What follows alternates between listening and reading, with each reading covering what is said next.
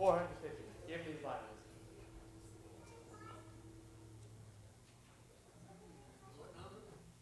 Number 450.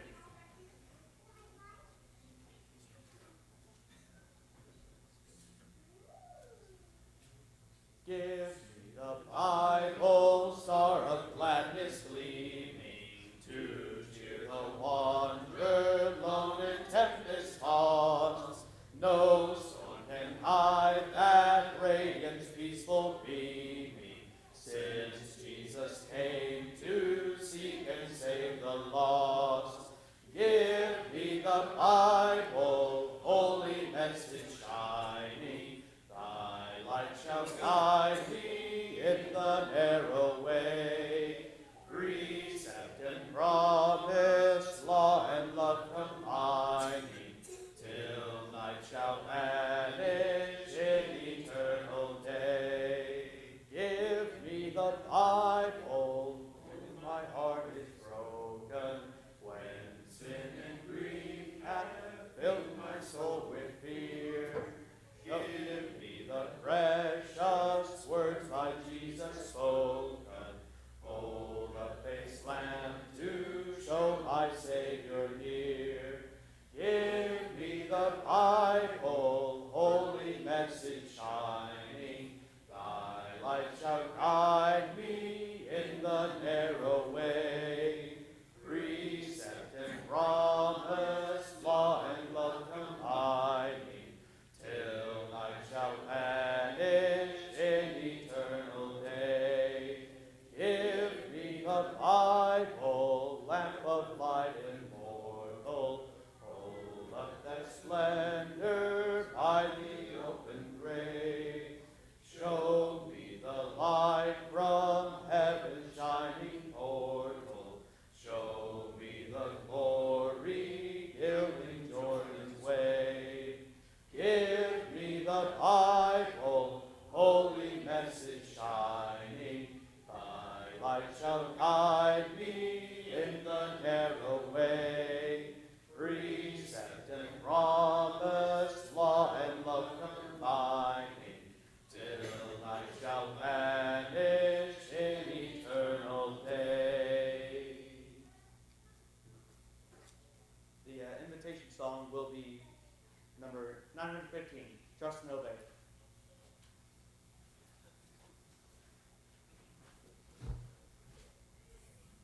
I appreciate you being here for our Bible study tonight. We've got a few things that I want to call to your attention. If you've got a device that makes noise, not want to silence that. You can get the prayer list off of the overhead projector when it's working, and you can get it off the bulletin board and out of the public bulletin. So look for those there. Do have an update on Virginia Parish. She has been moved to Cornerstone in room 511A.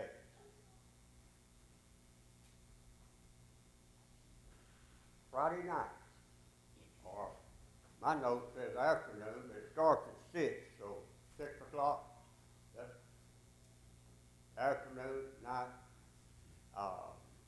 Game night will be this coming Friday. And bring finger food, desserts, and games, whatever you like to play. A special collection is going on this week, and the funds will be used to aid and assist the refugees from Ukraine. Some of those have gone into Romania, and we have missionaries working in Romania. We have congregations, maybe at least 6 congregations in Romania, and some of those that are coming out of Ukraine are Christians, and they need help. And the money that we are collecting will be sent to the sponsoring congregation in Alabama. they're the ones that oversee that work. So that'll be sent on Monday. So you've got tonight, you've got Sunday, then after Sunday, the money will be sent.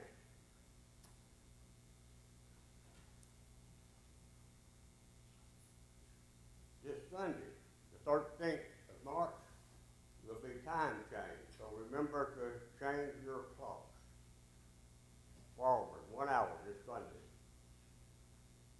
Give you plenty of notice so that you can be prepared. Our potluck luncheon will be March the 20th, a week after the time change.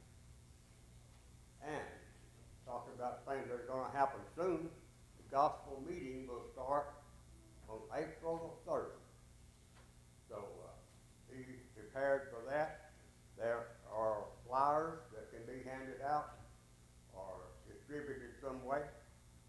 And we will be prepared for visitors to come during that time. That concludes my announcement. Pray with me. Our Father in heaven, we're thankful that we have the avenue of prayer to bring our concerns before you. We're especially mindful of those that are sick, that need your help. We ask that you would bless them. We pray for their pain to be healed.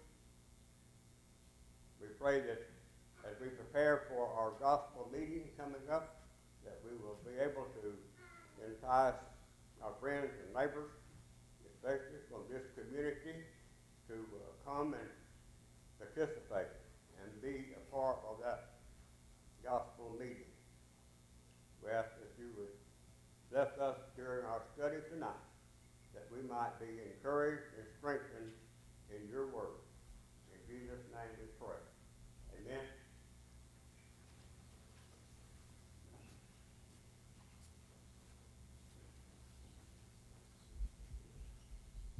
Our study of the book of Ecclesiastes, we're looking at some of the things that Solomon sought to do in testing the question, what is the purpose of life? And one of the things he did was pursue materialism. We're going to be talking about that as we get into chapter 2 of the book of Ecclesiastes. But in thinking about that topic, Jesus once had someone come to him and say, "Teacher, tell my brother to divide the inheritance with me." And Jesus replied to him, "Man, who made me a judge or an arbitrator over you?" And he said to them, "Take heed and beware of covetousness, for one's life does not consist in the abundance of things he possesses." That pretty much summarizes what Solomon's conclusion was regarding materialism.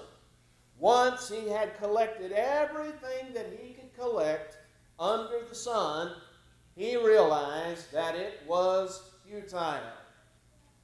Well, Jesus spoke this parable in regard to this man's materialism, and he said, "The ground of a certain rich man yielded plentifully, and he thought within himself, saying, 'What shall I do, since I have no room to store my crops?'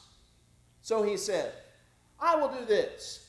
I will pull down my barns and build greater, and there I will store all my crops and my goods. And I will say to my soul, Soul, you have many goods laid up for many years. Take your ease, eat, drink, and be merry.'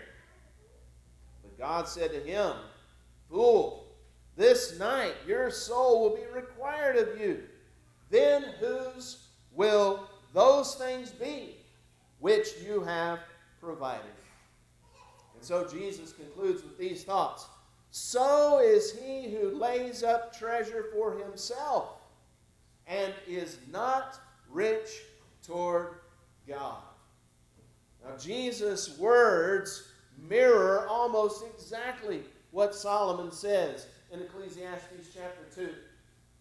And God both through Solomon and through Jesus, is trying to get us to understand that materialism is not the way to live our life.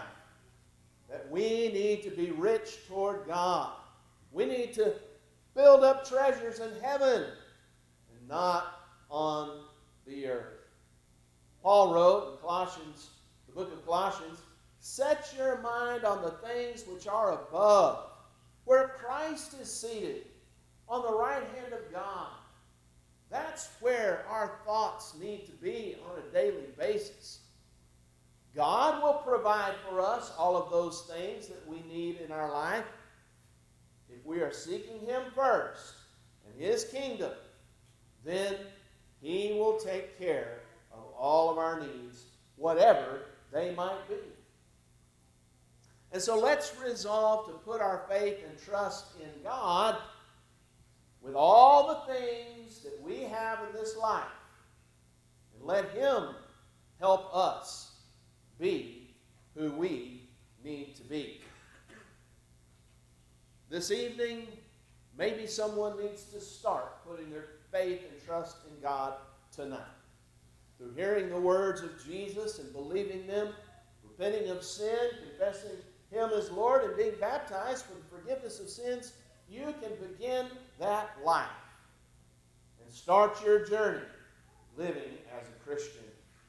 Or maybe someone tonight needs the prayers of the church to help them with the problem of covetousness or materialism or some other situation in their life that they're struggling with. We'd be happy to pray with you and for you and help you in that regard. Whatever your need may be, you can come and make it known right now as we stand and as we sing. When we walk with With the Lord in the light of His word, what a glory He sheds on our way. While we do His good will, He abides with us still, and with all who will trust and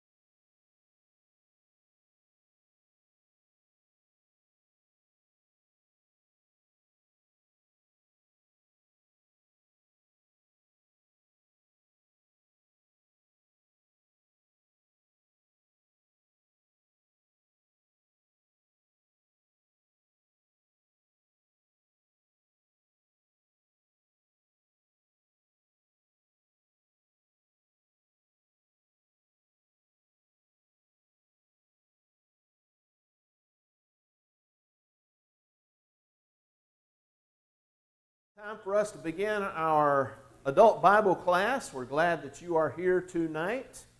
And we are studying in the Book of Ecclesiastes, chapter 1. We're still in chapter 1. We're going to try to finish chapter 1 tonight and hopefully get into chapter 2.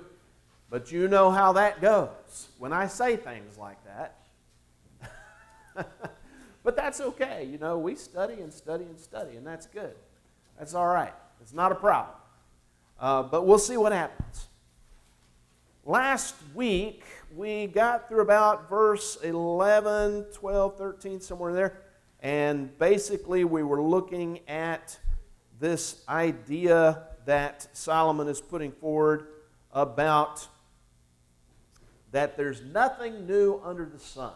And the notion that he's setting forward is that there may come a time, there may seem some things that are novel to us, but those novel things don't last. And we end up growing tired of them very quickly.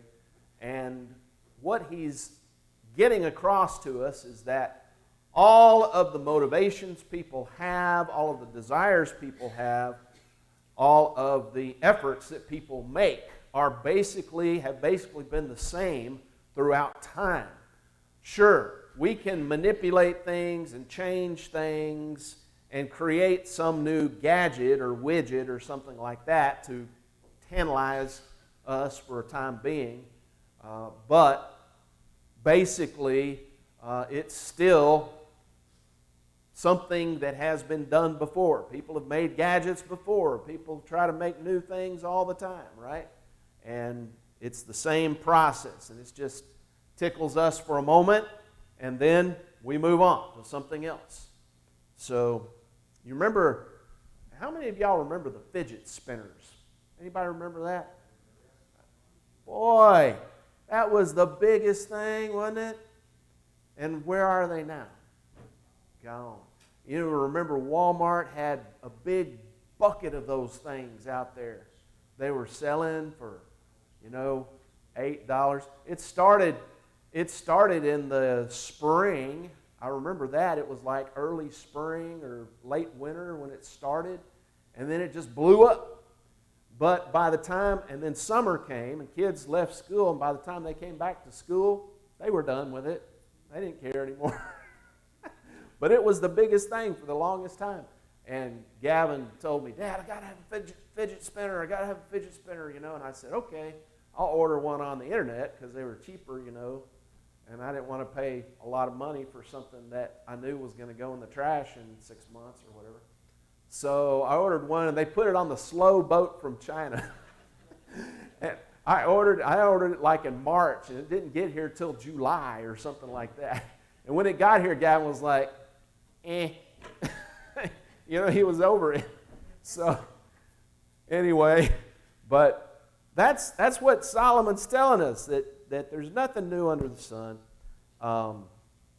Now, verse 12 and 13 and 14 talk about the project that he's undertaking.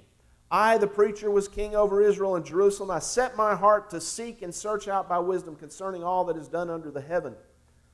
This burdensome task God has given to the sons of man, by which they may be exercised. And the idea there is that God has put it within our heart to ask the question, why? Why am I here? What's my purpose? What's the meaning of life? All of those big questions. Every single person asks themselves those questions at some time or another in their life. And that's what Solomon is saying. I'm asking these questions just as God has given to every single person to ask these questions. And he's now undertaking to report on how he has done examining these questions and trying to find answers to these questions. That's what the book of Ecclesiastes is about. And he says in verse 14, I've seen all the works that are done under the sun, and indeed, all is vanity and grasping for the wind.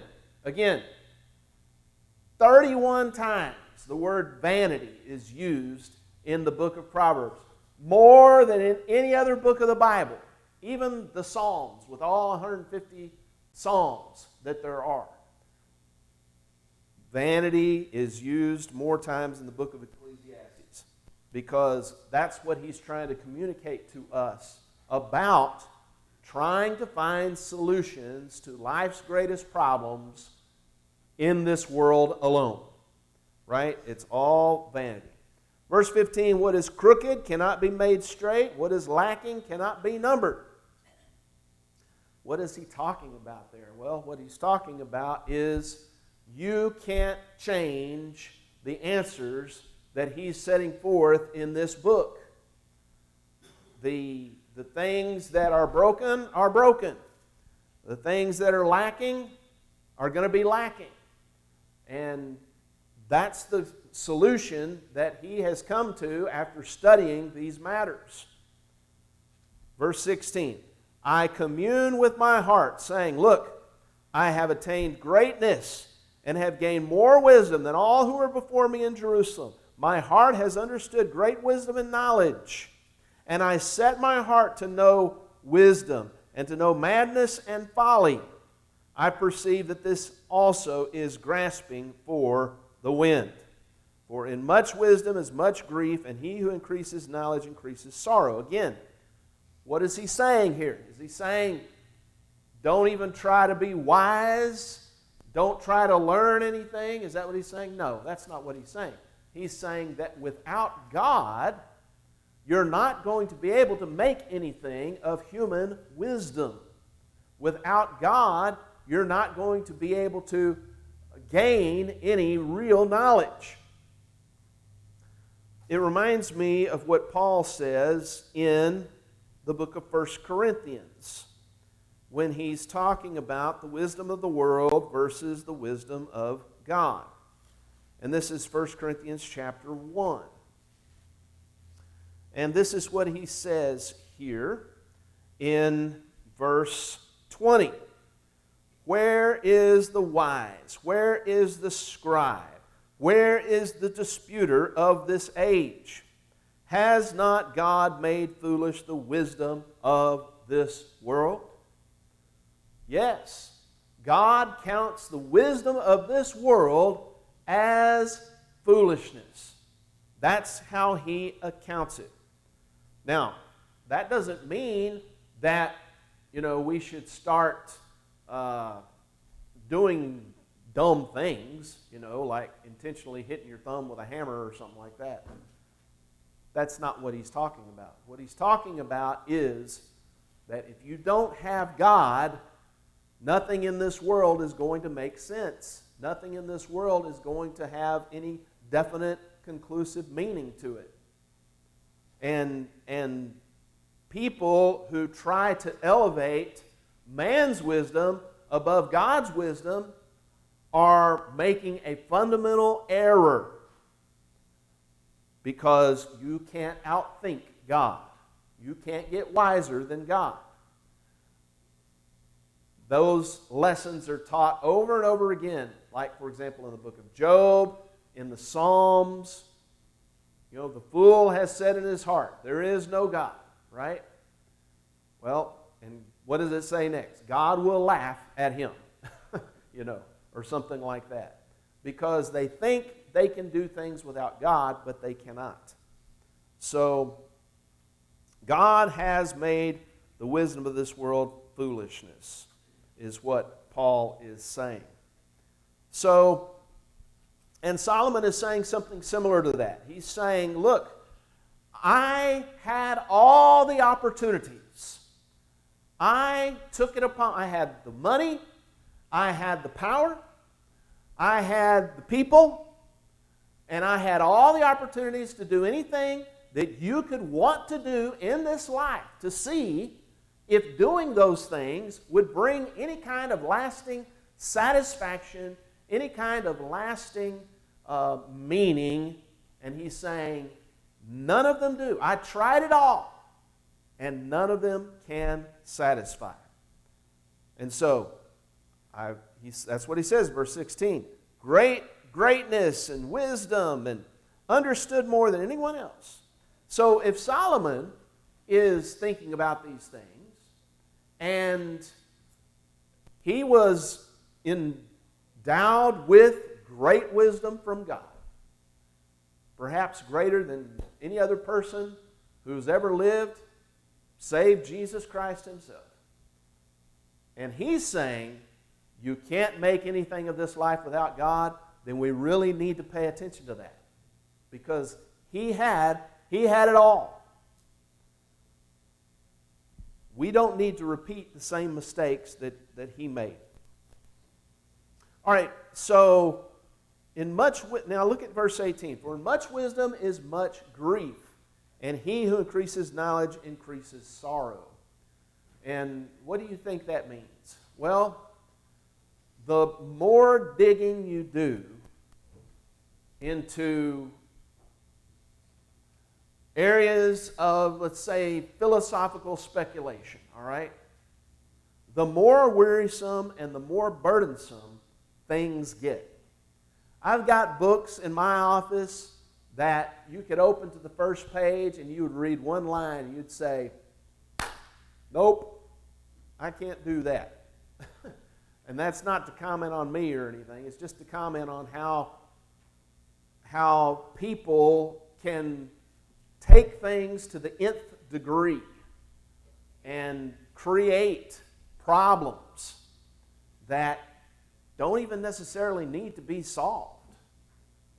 But they do it because they believe in human wisdom and they believe in human achievement. That it is, in and of itself, some kind of intrinsic, valuable thing. And Solomon is saying, no, it's not. When you have that much wisdom, you get grief, is what you get. When you have that much knowledge, you get sorrow, is what you get. And why is that? Why does the increase of wisdom bring grief? And why does the increase of knowledge bring sorrow? One of the reasons is because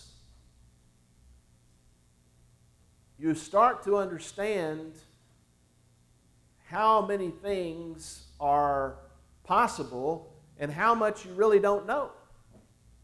And then that can cause you to think, oh, I'll never learn it all. I'll never attain it all.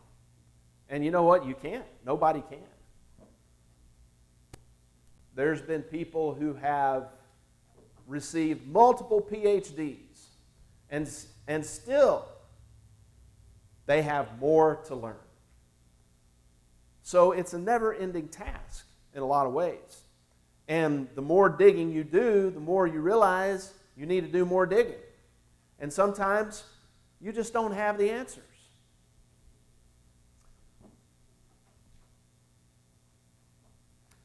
Well, any questions or comments about any of that? Yes, ma'am. You know, like it says, increase the knowledge, it gives you sorrow, because when you start increasing in the knowledge of God, you realize the sins that you have. And it's hard for a lot of people to let go of those, and that's where a lot of their sorrow come in, because they are not willing to give up those to make a better life for themselves. And so the more knowledge, I think that's where a lot of that sorrow can come in too, is that giving up what they think is way too much for what God wants. Well, and that's true when people, when they start to learn about the truth. And I don't think that's what Solomon was talking about specifically, but I'm not denying that your point is well taken. People do learn the truth when they learn the truth and they come to understand that there are problems in their life and they don't want to take responsibility for those problems. Then they turn away from that. That creates a lot of sorrow and a lot of grief, yes, for sure. I'm not sure that's what Solomon has in mind here. I think he has in mind something along the line of just like formal education, just getting more and more formal education. So, and trying to penetrate all the mysteries of the world, so to speak, And you can never do that. It's just question after question after question. Yes, sir. What is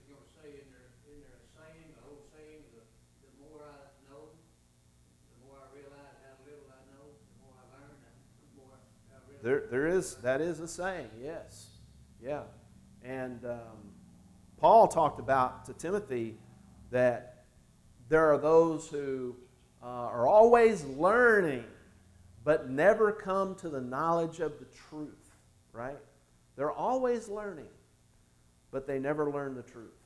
Well, that's sad to be in that kind of situation, to be in that kind of circumstance. And we don't want to be like that. We want to come to the knowledge of the truth, but the only way we can come to the knowledge of the truth is through God's revelation, through Jesus Christ. And without that, we're not going to get to where we need to be. And all of the wisdom and all of the knowledge that we gain and all of the supposed learning that we experience and we get will be for nothing. All right, any other comments or thoughts? Yeah, Ray, go ahead. It said, one of the areas that was talking about this area said the world is so full of evil that ignorance is blessed. In other words, if you don't know this, then you're really not troubled. When you get a little bit of knowledge, then it can cause you to change. It can get out of your comfort area, and that's painful. Well, yeah. Let me try to illustrate that because I think that's a good point. Many years ago, I was asked to deliver a lecture on the sexual revolution of the 1960s, okay? And so I bought some books and I did some research. Wow. That was something I wasn't expecting, some information I wasn't expecting. And I'm not sharing any of that, but I will tell you that there were things in there that I never knew before. And I was flabbergasted and astounded and disgusted with a lot of that. So yeah, and it would have probably been better if I had never learned those things. But that's the burden of learning. Once you learn something, you can never unlearn it. You know, I mean, some things like that. You forget some things for sure, and I have forgotten a lot of that stuff, thankfully.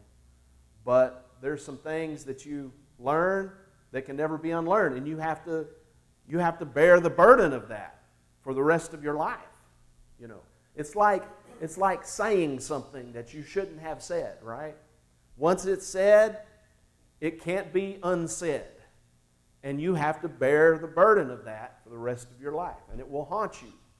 Knowledge is like that. Wisdom is like that. You learn things that maybe... And I guess another example of that would be a man... Let's see, we don't have any kids in here, do we? No, not really. There was a man who was studying to become a lawyer who was a member of the church many years ago, and he, while studying to become a lawyer, he had to study things related to child pornography and things like that, and child abuse and things like that. And once you see those things, you can't unsee them, you know. And it affected his life greatly, and he had problems in his life after studying those things. It was required to get the degree that he was seeking, but it changed his life, you know. So, you know, and I respect people who can handle those things in an appropriate way. That's difficult work to do, and we need people to do that work. But not everybody needs to do that work. And that's another area where you gain more knowledge.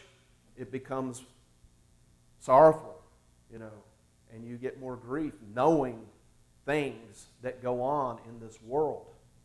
So that's another example, I think, of what Ray is talking about. Yes, sir. We had, I've talked about before, we had graduation every year. Inmates get GED, inmates get vocational certificates, some of them got AutoCAD. And so we had somebody come in and speak to them, and I've probably been through 20 of them. This lady, it was dean of the business department. I don't know how we got her. I don't even remember. She was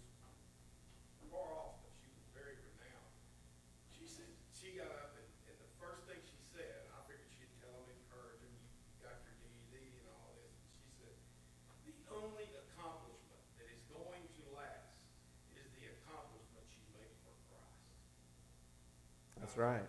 That was just profound. Yes. She goes through all of this. It's all futile. Right. It is all futile. But she was very adamant about it. It was, I said, wow. And she was supposed to come there to encourage him to go do all this. And she says, you just remember this one thing. And after she said that, I couldn't even remember anything else she said. Well, it's good that you remembered that. Yeah. Any other thoughts, comments? Yes, ma'am. I was just gonna say that there's a big difference between knowledge and wisdom. All right. Knowledge is learning stuff, but wisdom has to do with what you do with it after you learn it. That is correct. There is a difference between knowledge and wisdom. And how you handle the knowledge is also something to consider. All right? Highly educated people who don't have a lick of sense. There are some people like that. That's correct. Any other thoughts? Yes, ma'am. Well, this doesn't really have much to do with the direction y'all are going, I don't think, but when you become known for being wise and the amount of knowledge you know, people will apply to you to make decisions and stuff like that. Solomon was a king. We have the instance recorded with the two women and the baby. I mean, I'm sure it was hard for him to say, split the baby in half. And Right? it's instances like that, people applying to you for your knowledge and your wisdom, it can be sorrowing. That's a good point. Yeah. So when you get to the point where you have knowledge and wisdom, then people start asking you to help with their problems, right? And that can be a burden because, and I'll just give an example of that, like I've got a lot of background in computers and stuff. First of all, I don't mind you asking me computer questions or anything, okay, but that's fine. But, there are days when I've had it up to here with the computers, right?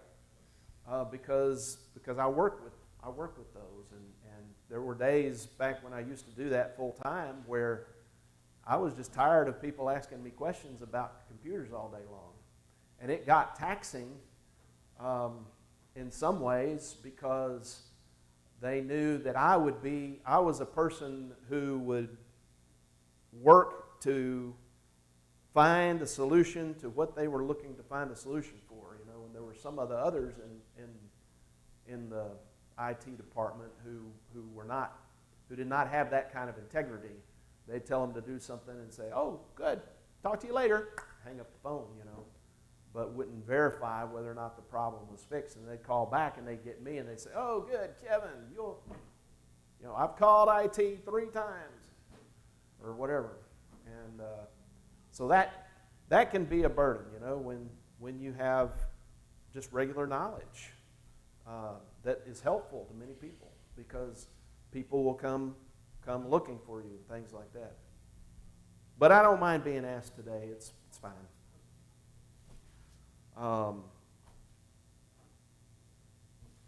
Any other thoughts? With knowledge and wisdom both, it comes with a great deal of responsibility to use it correctly. Just, having the wisdom or the knowledge, you can use it either way, good or evil. You have the responsibility as a Christian or as a human, much less a Christian, but a human, to use it correctly to help others, not just to help yourself.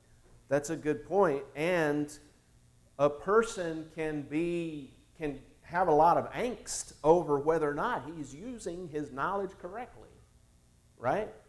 So you have a piece of knowledge and you think, how should I use this? What should I do with this?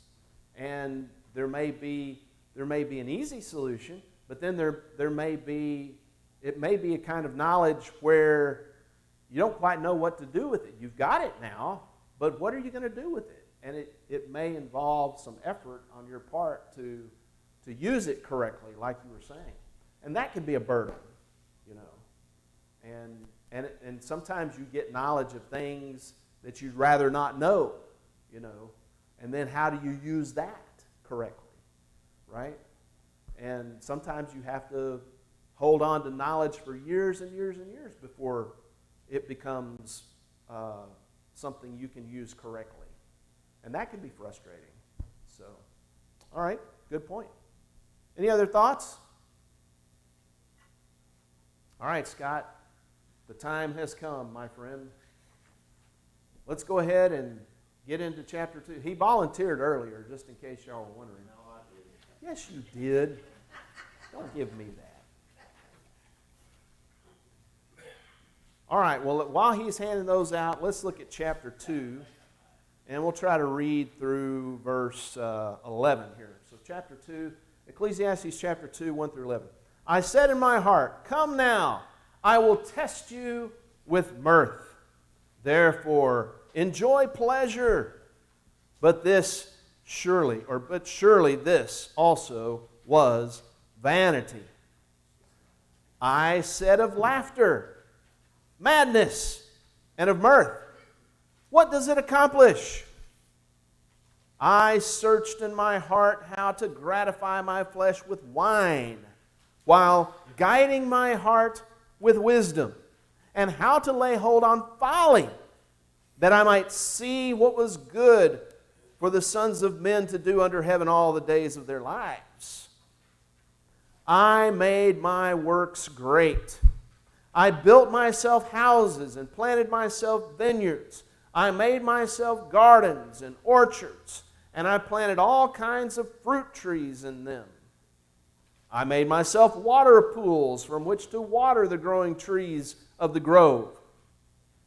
I acquired male and female servants and had servants born in my house. Yes, I had greater possessions of herds and flocks than all who were in Jerusalem before me. I also gathered for myself silver and gold and the special treasures of kings and of the provinces. I acquired male and female singers, the delights of the sons of men, and musical instruments of all kinds. So I became great and excelled more than all who were before me in Jerusalem. Also, my wisdom remained with me. Whatever my eyes desired, I did not keep from them. I did not withhold my heart from any pleasure, for my heart rejoiced in all my labor. And this was my reward from all my labor. Then I looked on all the works that my hands had done, and all the labor in which I had toiled, and indeed all was vanity and grasping for the wind. There was no profit under the sun. Wow. So there's quite a, most people live that kind of life, and at the end of the life, they look back and they say, well, what have I accomplished, really? And that's what Solomon's telling us here. But this could describe a lot of people's lives today, could it not? This kind of pursuit of material wealth and of great works and of different kinds of entertainment things. Let's go back to verse 1. With what did Solomon seek to test his heart here? What does he say here in verse 1? I will test you with what? Mirth. And what? Somebody said it. Pleasure, yeah. So, mirth and pleasure. That sounds like our world today, doesn't it? Mirth and pleasure. That's what people strive for each and every day, right? What is mirth? What does that mean? Entertainment. Okay. Say again. Lighthearted, Merriment, lightheartedness. All right. Any other thoughts? What about happiness? Happiness, just happiness. Is that mirth? If you're mirthful, are you happy?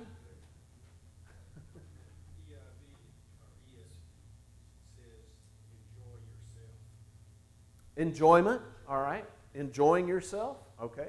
All right, good. Yeah. So basically, he's saying he sought to do what most people in this life try to do, right?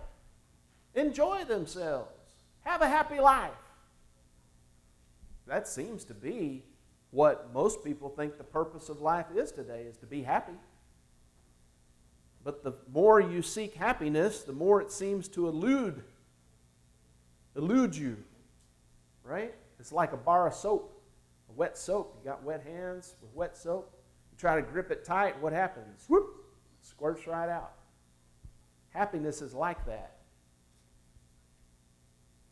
A lot of times you get happiness not from pursuing happiness, but from pursuing other things and reaping the blessing of happiness as a kind of a result of pursuing other things, right?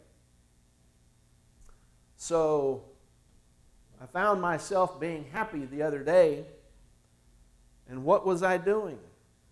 I was entertaining guests in the home, making dinner for them, serving them, trying to help them. And I found that made me happy, right? I didn't actually try to pursue happiness, but I found myself happy. That's kind of how it works, right? The word happy is an interesting word too, because a lot of times we get happiness confused with joy. So the Bible says, rejoice in the Lord always. And again, I say rejoice, right? Philippians chapter 4 and verse 4. What's the difference between joy and happiness? What do you think? Think about this, first of all. What is something that happens by happenstance? Or the word happen and the word happy and happenstance are all related to each other. You hear the first sort of syllable of that, that hap syllable? Mayhaps, perhaps. What is that? What is that? Be an unexpected outcome. It's something that occurs kind of unexpectedly, right? A happenstance. You're walking along and then, whoop, by happenstance, this thing occurred. You didn't really expect it to occur, but there it was. Well, happiness is like that. Happiness is something that happens in a moment. It tickles your fancy. It delights you. Joy is something that you pursue from the standpoint of an attitude. All right? It's very different from happiness. Little children can be happy, but they may not have a lot of joy. Right? Because they're just going from one thing to another that tickles their fancy. And when you put them in school and you get them to focus on doing work, they come home at the end of the day and you say, how was school today? Horrible. Well, was it really horrible? Yes. Why? Because I had to sit there and learn things. Okay? They're not doing what tickles their fancy, right? And so that's why they say things like that. They would rather be doing something to entertain themselves. They would rather be doing something to pass the time or to make them, quote unquote, happy. But those things end. They don't last. You get to a point in your life where you can only play so many video games, or you can only listen to so much music, or you can only do so much watching of programs. You know, they talk about binge watching things today. Has anybody here binge watched anything ever before? I've got my hand raised, yeah. You know what? When you binge watch it, what happens at the end of it? You're just like, oh, I can't believe I just watched all of that stuff, right? And you're just exhausted from doing that. But you think that doing that is going to make you happy, right? Anyway, happiness. That's happiness. That's what we call happiness. Strange. Joy is something very different. I intend to be joyful every day. What does that mean? That means that I make it my business to enjoy what is happening to me, not to take something that's out there and see, I turn it around. Happiness works from the outside in. Joy works from the inside out. Okay? Does that make sense? So happiness is I get a bauble, and I'm just tickled to death with that bauble for 10 minutes, and then I throw it aside. Joy is, here's something unpleasant that's happening in my life, but I'm not going to let that change me. I'm going to work through that, and I'm going to enjoy the process because I want to, right? That's the difference. Happiness works from the outside in, joy works from the inside out. I like that. All right. Any thoughts, comments? Yes. Wasn't it James that said we should count it all joy when we That's right. have tribulations and trials? That's right. James chapter 1. Count it all joy, my brethren, when you fall into diverse temptations or trials, knowing that the trying of your faith works patience. So that don't mean you're happy. Yeah. It doesn't mean you're happy, Right. but you can still be joyful. Yeah. Because you see the end, the purpose, right? And God is in that purpose. And you know that with God, you can endure that and you come out on the other side a better person. A good friend of mine helped me to understand what it meant to have no regrets in my life. And this is a very hard lesson to learn because you have had to have had.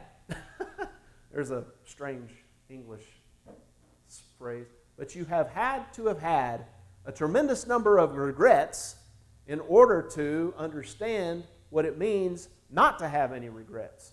Okay? And what do I mean by that? Well, after you've had a tremendous number of regrets in your life, you get a little wisdom and you get a little learning about things and you change as a person. And when you change as a person, then you become somebody that you like instead of somebody you don't like. And when you become somebody you like, that's a good place to be. But you can't be there unless you've gone through the troubles, right?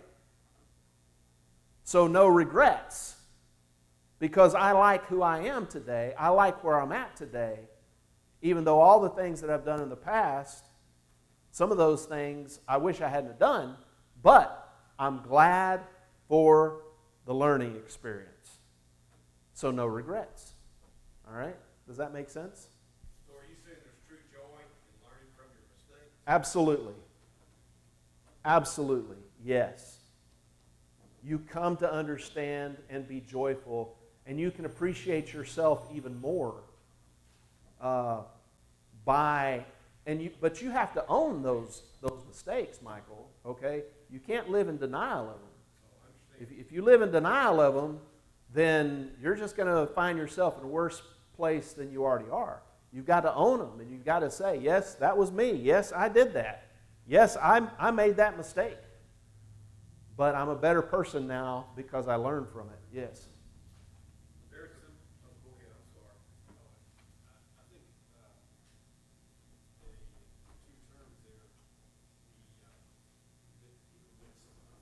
They don't know what happiness is and they don't know what joy is. Right. They mix them up, and then that makes even more distress on their lives when they are expecting something and it doesn't happen, or they think they should feel this way and it doesn't happen. It's just, I think there's a big industry on that. You have to go see somebody about it, get that straight, because they confuse a lot of that in their mind of what joy is or Right. People confuse joy with happiness and happiness with joy, yes. And that's a big problem. So Solomon's saying, I sought that. I pursued that. I wanted to enjoy pleasure. And he gives us the conclusion here a little bit at the beginning. He said, this also was vanity. He came to understand that without God, and really, again, this is the whole point of the book of Ecclesiastes, that without God, life is meaningless. So, but he's saying that pursuing pleasure, pursuing mirth without God is going to give us an empty life. And ultimately, we're not going to be satisfied with it. You know, we binge watched all of these episodes, and now what? Now what do? Well, you got to find something else to binge watch. You know, that's over now. And you're like, oh, never want to watch that again.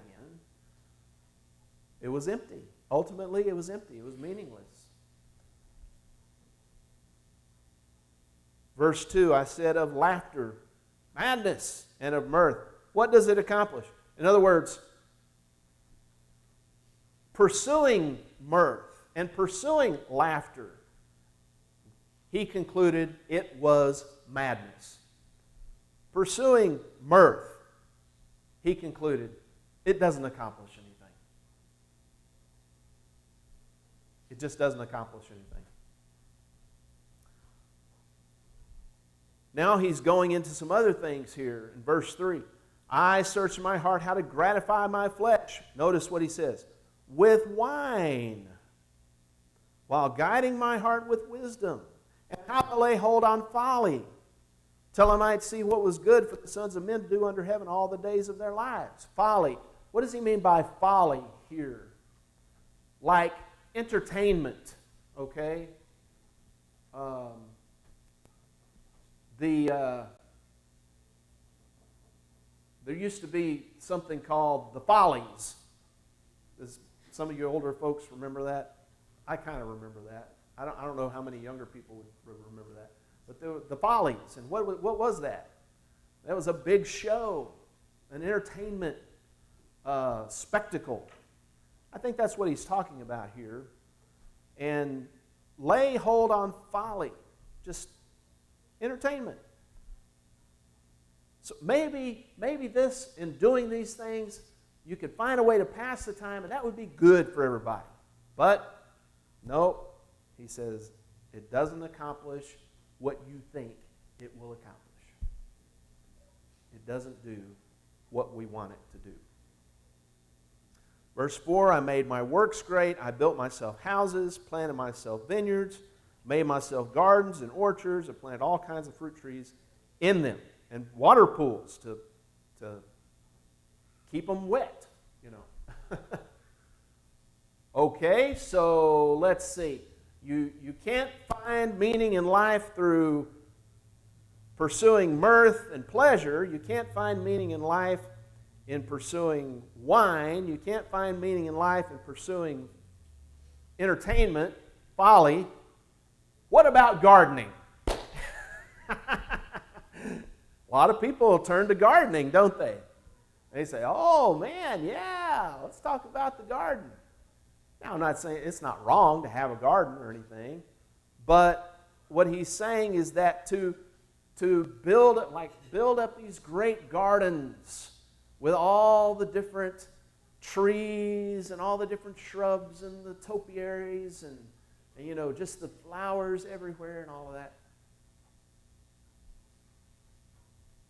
He did all that. Is it going to do anything ultimately? No. It's just something to pass the time. Okay, we'll pick up there next week.